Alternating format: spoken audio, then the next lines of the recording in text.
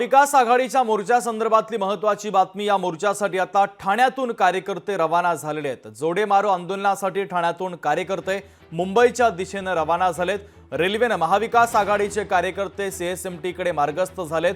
हुतात्मा चौक ते gateway of India पर्यंत महाविकास आघाडीच्या वतीने आज निषेध मोर्चा काढला जाणार आहे। मात्र परिसरामध्ये सध्या पोलिसांचा चोख बंदोबस्त देखील पाहायला मिळतोय। दरम्यान शिवसेना उद्धव बाळासाहेब ठाकरे पक्षाचे नेते केदार दिघे यांच्यासोबत संवाद साधला आमचे प्रतिनिधी शुभम कोळी यांनी। पाहूया।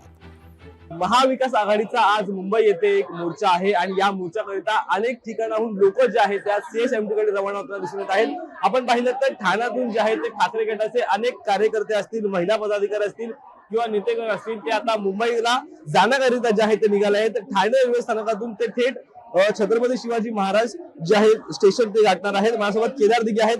सर, पाहायचं झालं तर परवानगी जी आहे ती पोलिसांनी फेटाळलेली आहे, तरी देखील आंदोलन मोठ्या प्रमाणात होणार असल्याचा दावा तुम्ही ठोकलेला आहे। आता ट्रेनने निघालात, काय सांगाल एकंदरीत? महाराष्ट्राचं दुर्दैव आहे की जिकडे शिवाजी महाराजांच्या पुतळा कोसळतो आणि जिकडे आपल्याला दिसतं की 100% भ्रष्टाचार होतोय आणि त्या बाबतीत जर का आम्ही आंदोलन करणार असू तर महाराष्ट्राच्या पोलिसांनी त्याला सहकार्य करायला पाहिजे होतं। त्यांनी जे आंदोलनासाठी नाकारलेलं आहे अत्यंत दुर्दैवी गोष्ट आहे। आपण बघू शकाल की या महाराष्ट्रामध्ये अन्यायाविरुद्ध जर का आवाज उठला तर तो दाबण्याचा प्रयत्न या सरकारने वेळोवेळी केलेला आहे। लोकशाही मराठी ऐका, पहा, जागरूक रहा।